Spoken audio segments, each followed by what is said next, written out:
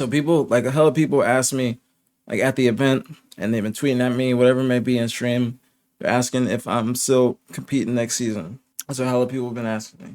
Obviously, like I want to compete. I still love competing. I don't feel like I am not good enough to compete. I feel like if I was to retire right now, then I would be wasting my potential or just wasting who I am like as a person now. Like, I love competing.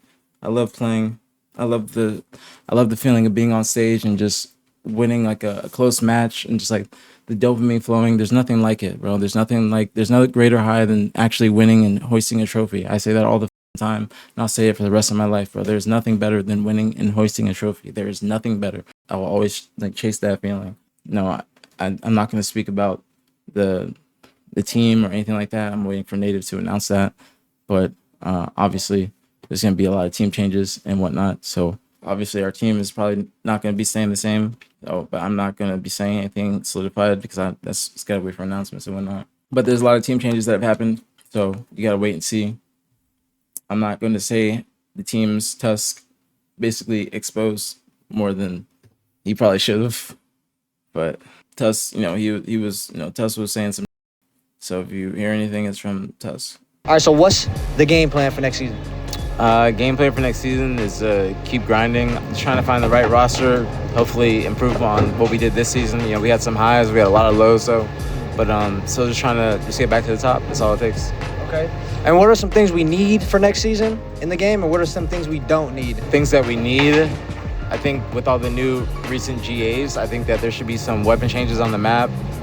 Something to keep the game refreshing, keep people, interested, because going into year 4, it's not, I'm not necessarily going to say it's going to be dull, but it's definitely going to be a season where you have to keep people enticed. There has to be something new weapons in the sandbox, whatever it may be, something that has good competitive integrity.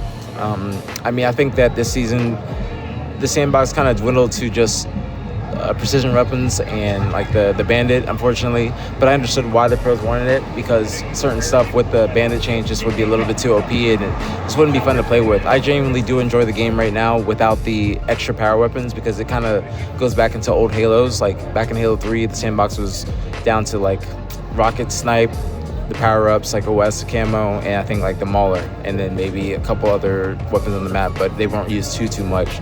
So I think that going back into the old Halo gameplay and the old Halo feel would be good for just the competitive scene. But I do want something to just keep people interested, have something new that people can look at when they go to watch the first event for next season. Let me think. You said things that we don't need as well. Things we don't need back. EAC. I say that we don't need EAC. And I say that from a casual perspective. I think about it from little Johnny that's getting home from middle school, 7th grade. Like if EAC happens to him or he gets banned from a cheater that's just banning people on matchmaking, is he going to want to keep playing the game? What's going to keep him playing and keep him on this game besides him going to Apex or Warzone or playing a new COD and whatnot? So I try to think of things like that. In terms of maps, I would say Argyle. I've grown to kind of be fond of Argyle, but I think that it's just ran its course. I feel like it's a little bit too stale. I don't think there's been many changes on it outside of the Quantum. And, that's not too big of a difference. When the Quantum got introduced, it was put on a lot of maps. I think it's a great piece of equipment, but it is game-changing when you play at the top level, but I still think that Argyle is just, like I said, it's just a little bit too old. I think that we need a new flag map, definitely. I don't mind interference too much, but I just think that with Halo Infinite, it's similar to Solitude Strongholds, which they replaced it for, and it's a little bit too snowbally. There's times in the game where you're playing and you just get spawn killed. There's not shit you can do. I heard that midship was in testing prior to the last few events of the season, so I think that midship would be okay. It just has to play out a certain way. I don't too much like the old maps coming in, because I feel like the maps that are remade, they're kind of remade in other Halos as well. So Pit was remade in Halo 5, wasn't in competitive, but still was remade. But Pit plays pretty well in Halo Infinite. I think that the flow of the game, the meta has evolved a little bit, so using more sword side, especially without the shotgun. So the map still plays pretty well. Still, like, that's my favorite remake map, but I still think that there should be more new maps, something that's fresh, something that's Halo Infinite, you know what I'm saying? Like, I just wish that, things just, I want something new so we can have a bigger community and just a more diverse community. But those are probably my best answers. I hope those are good enough. Yeah. Yo, that was perfect, man. I appreciate you, man.